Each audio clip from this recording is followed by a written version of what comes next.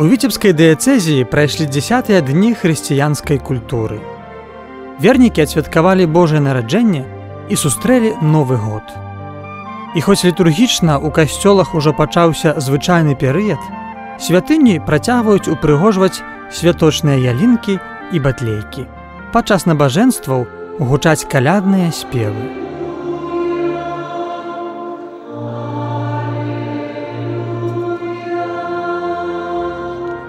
Зімой у жыцці вернікаў адбываецца яшчэ адна цікавая і патрэбная з'ява.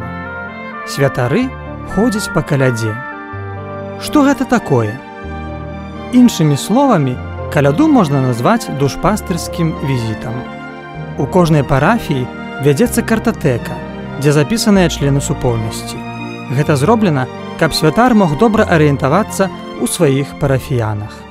Дорогие наши господары, приходим в ваш дом, каб обвестить вам великую радость об народжении Иисуса Христа, який приходить и сегодня до кожного з нас и прагне освятить ваше помешкание, прагне увести в ваше життя и наполнить ваше сердце радостью. Тому разом с вами будем молиться и просить Бога о благословении вашего дома, вашей господарки и усього вашего життя. Основная задача святара падчас каляды – гэта пазнаёміцца з жыццёвай сітуацыяй сваіх парафіянаў і па магчымасці дапамагчы ім у духоўным жыцці. Перыяд Божага нараджэння у хрысціянскай традыцыі вельмі добрая нагода, каб навязаць больш цесны кантакт паміж святаром і вернікамі. І ў гэтым часе таму адбываецца так званыя душпастарскія адведзены сем'ю. З гэтай нагоды асвячаецца памяшканне, жыллё вернікаў, адбываецца размова, падчас якой высвятляюцца пэўныя духоўныя справы, якія турбуюць людзей. Ёсць такая магчымасць больш бліжэй пазнаёміцца, пазнаць жыццё.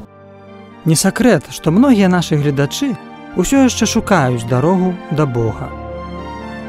Можа, калядны перыяд – гэта і ёсць якраз тая самая нагода, каб паразмаўляць са святаром сам-насам. Начальным этапом становления веры в нашей семье я считаю освящение дома. Я недостаточно давно являюсь глубоко верующим человеком. Последний год эта вера стала укрепляться. Нехай служить на користь чоловікам Твоїх хвалу. Раз Христа, нашого. Амен. Неад'емнай часткай каляднай сустрэчы ёсць малітва і асвячэнне памяшкання. Святар моліцца разам з сям'ёй, просячы Божага благаслаўлення і святой вадой асвячае пакоі. Для чаго патрэбнае асвячэнне? Асвячэнне ці благаслаўленне у касцёле называецца сакраменталіяй. Яно патрэбна вернікам для асвячэння жыцця і трывання ў Божай ласцы. Каждый выходной мы с родителями ходим в костел. Мы там молимся, нам там очень нравится. Мы ходим на уроки религии, поем. Мы очень рады, что в очередной раз, в следующий год, Ксенс Олег пришел к нам, наш настоятель, к которому мы ходим в костел, и осветил и принес нам добрую новину в наш дом, что с нами будет добрый Бог целый год пребывать.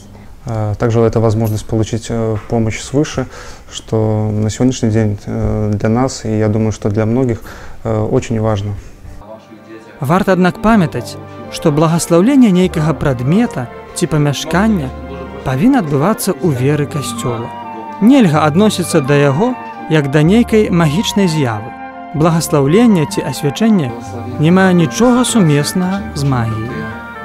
Хтосьці з нашых гледачоў, магчыма, пасля прагляду тэлеперадачы, захоча запрасіць у свой дом святара.